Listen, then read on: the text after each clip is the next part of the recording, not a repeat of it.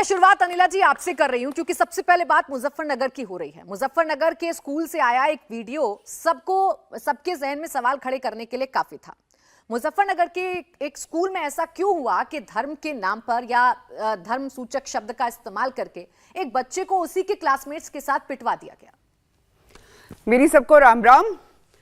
और देखिए, ऐसा है कि जब किसी भी चीज को सियासत का रंग देना होता है ना, तो ये काम ये जो डॉटेड INDA का ग्रुप है वो बहुत अच्छी तरीके से करता है।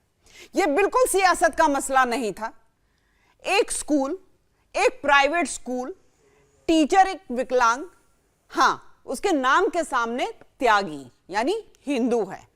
जिस गांव में है ये, उस गांव में मेजॉरिटी आबादी जो है वो मुसलमानों की है। उस स्कूल में पढ़ने वाले बच्चे जो हैं मेजॉरिटी मुसलमान के हैं। उस बालक के माता पिता ने स्वयं ये कहा कि इसको थोड़ा सा टाइट कर दीजिए।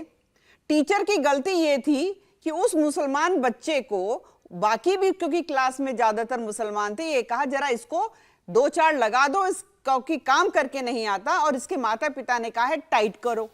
और जब ये हो रहा था तो उसका चचेरा भाई उसका वीडियो बना रहा था। अब आप सोचिए, यहां पे भारतीय जनता पार्टी के विषय में कहा जाता है, क्योंकि बात भारतीय जनता पार्टी की नहीं है, क्योंकि वो हिंदू टीचर थी, और ये कहा जाता है देखो कितनी कड़वाहट हो गई भाई, कितनी गहरी खाई हो गई। एक हिंदू टीचर ने एक मुसलमान बच्चे को दूसरे बच्चों से पिटवाई। ये नहीं बताया कि वो जो बाकी बच्चे थे वो किस धर्म से आते हैं। मैं ये कहती हूं ये करवाना बिल्कुल गलत था। उस टीचर ने बिल्कुल गलत किया। आप पढ़ाने के लिए जाती हैं, वहां पर बच्चों को मार पिटाई से कुछ भी नहीं सिखाया जा सकता है। आप प्यार प्रेम से सिखा सकती हैं।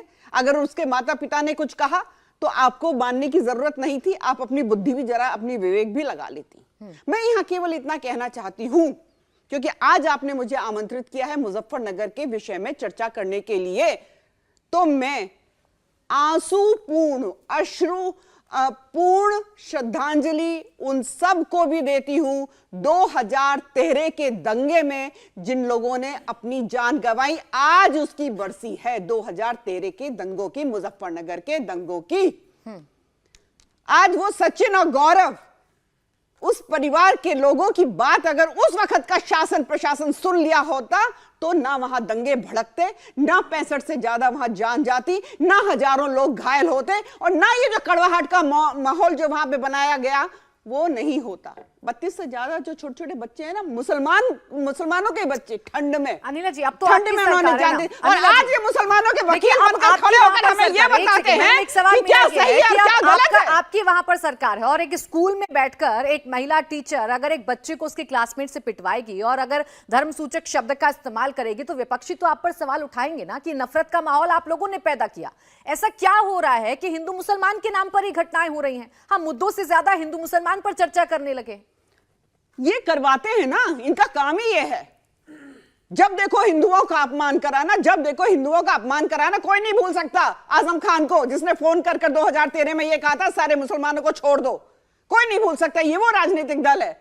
अरे ये मैडम बता दीजिए, भारतीय जनता पार्टी की कोई पोस्ट होल्डर है, कोई MLA है, कोई MP है, कोई मंत्री है, कोई संतरी है, क्या है? उसकी गलती यह है कि वो हिंदू है। उसकी गलती केवल और केवल हिंदू है। उसके माँ बाप ने FIR लिखाने से मना कर दिया था। और देखिए अनिला जी, आप भी देख रही हैं, वो एक टीचर है और एक टीचर अगर धर्म सूचक शब्द का इस्तेमाल करेगा और एक बच्चे को पिटवाएगा तो उस पर सवाल खड़े होंगे। अब वो टीचर किस धर्म की है, किस धर्म की नहीं है, आप हिंदू धर्म की बात करेंगे, वो दूसरे धर्म की बात करेंगे और इसी में उलझा रह जाएगी। आप बता दीजिए, नहीं, आप बताइए, ओवैसी जी, अखिलेश जी, प्रियंका जी, राहुल जी, ये लोग ये बात कर रहे हैं कि गुरु और शिष्य का क्या रिश्ता होना चाहिए, या ये बात हिंदू मुसलमानों की बात कर रहे हैं? आप मुझे बता दीजिए। भारतीय जनता पार्टी हिंदू मुसलमान की बात